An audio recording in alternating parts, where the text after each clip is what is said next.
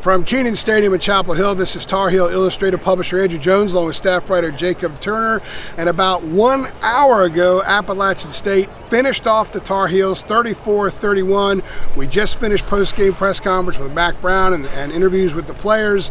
And Jacob, the Tar Heels are 2-2 now, and there's a lot that we could talk about moving forward, what this means moving forward. But today, this game in particular, the Tar Heels lost for several reasons. One, the turnovers, the Sam Howell fumble that was returned for a touchdown, and then the interception a little bit later that led to a 4-play, 26-yard drive. That's 4 offensive plays, 26 yards, 14 points for App State. You could say that was a difference in the game. But also the problem with the offensive line, very young offensive line, very inexperienced. They had one drive where they looked good, where they had a push up front. Otherwise, the inside runs weren't working. Michael Carter had 7 or 8 runs, 17 yards, I think, on 8 carries. Nothing going. They just didn't get anything going. If it's not Sam throwing the ball and making a play and Bo Corrales getting open and making a play, or Newsom or something like that, they just didn't move the ball. They lost at the line of scrimmage on both sides of the ball most of the game, and they didn't make enough plays. The turnovers killed them. They've lost 2 in a row. They're 2-2 now.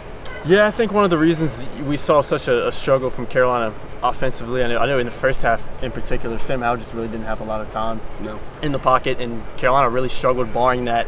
Was it in the third or the fourth quarter where Javonte had about 64 yards in one drive? It was the third quarter. It was a 98-yard drive. It's the only time they ran the ball well. Yeah, and Javonte ends up with 94 on the day. So 64 of those 94 come on that one drive. And I think the main reason we saw that is because Carolina goes into the game and, 2 minutes before it starts, it's, hey, Charlie Heck's not playing tonight. And you've already got Nick Polino out. You got your only 2 seniors, your only 2 upperclassmen, which you pointed out before the game on the offensive line that Carolina even has that can play, aren't available. So, I don't think we're sitting here really surprised with that aspect that Carolina's O-line didn't play very well. Played maybe a little bit better late in the game, like we've seen from this team as a whole. This team really, today they played very well in the first few minutes, and then they played very well in the last few minutes of the game in the fourth quarter again, which is kind of what we've come accustomed to, particularly in that fourth quarter. But one of the main things I took away from talking to the likes of Simon Fox, to Aaron Crawford, Brian Anderson, was consistency. I think Simon Fox said it at least 6 times in the interview I had with him. And just finding that consistency of, okay, we played well in the first few minutes on that opening drive, and then we didn't play well for a while. And then, okay, now we're playing a little bit better now. But you got to keep it for 60 minutes, and Carolina just hasn't found a way to be able to do that yet, and that's one of the main reasons they're sitting at 2-2 right now. The lack of consistency is on both sides of the ball. It's not just the offense. No. Going back to the offense real quickly, with this game included, the offensive line today, 15 combined career starts. That means it was 10 coming in. Mm-hmm. And you've got Brian Anderson at center. The two guys that talked during fall camp that were the leaders in the offensive line, and leadership didn't come easily. Vocal leadership didn't come easily to Nick Polino and Charlie Heck. They weren't there. So you got a true freshman quarterback. You've got an offensive line that started the game with 10 career starts. You're going to look a bit rudderless at times. You're going to go through those kind of periods. So the defense needs to pick them up. Well, what happens? They start the game with Michael Carter's kickoff return. 1 play later, 21-yard touchdown. They're up 7-0. It's exactly what you want to do against an opponent like App State. I'm not demeaning App State, but in the grand scheme of things, what should be, North Carolina gets up on an opponent like that, get an early lead, maybe use it as an opportunity to get off the field quickly, get the offense back on. Didn't happen. App State drove down the field. Didn't get a touchdown, but they got points. And then later in the game, when Carolina scored to cut it to, 27-24, App went right down the field and scored. A couple big plays, got right into the end zone. So the defense, which did still have some veteran kids out there, they were veteran at linebacker because Surratt didn't play as much. Gimmel got ejected in the first half with the targeting. I know that Miles Woolfolk missed a lot of the second half out there, but they still were old enough, and they weren't as banged up as the offense as far as when you lose the 2 offensive linemen they lost. That's going to hurt what you do a lot. The defense still had the parts to make it happen, and they didn't respond. And that was a huge defensive possession right there where they allowed App to go in and score and take a 10-point lead.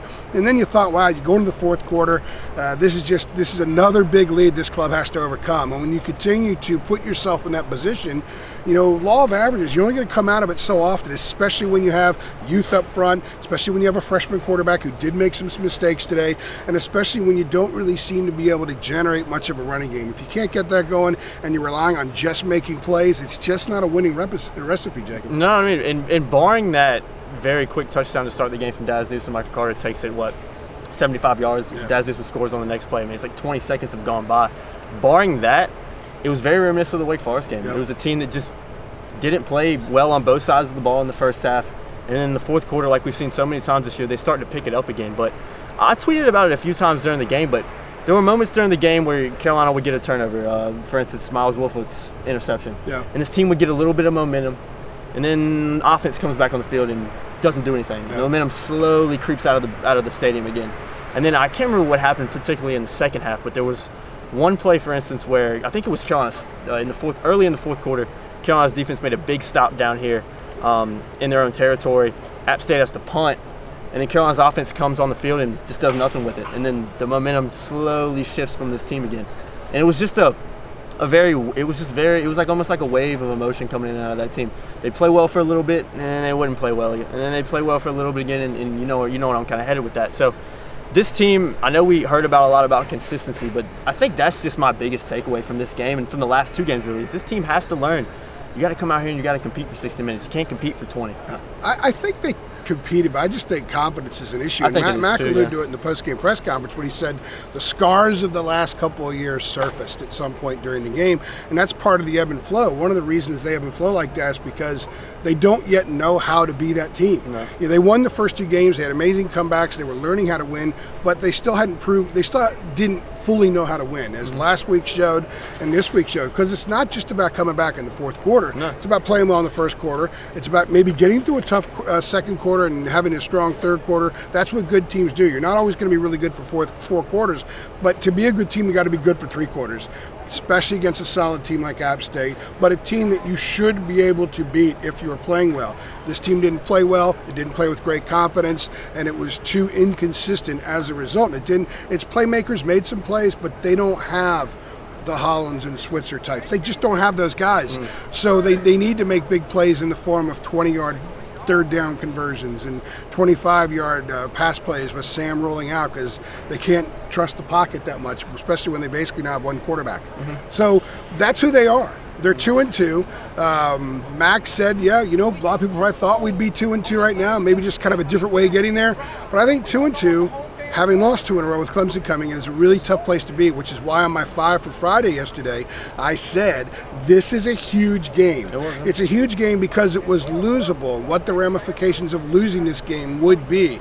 And I think now you're starting to see that. This club, they're humans, man. Human nature. You're going to doubt yourself. And there's no doubt that in talking to the kids tonight and just seeing Mac, that there's a lot of doubt going on. So it's Mac's job and the staff. He's got to coach up the staff. He does, yeah. The staff's got to coach up the kids, and they got to get ready for a monster coming in this coming week.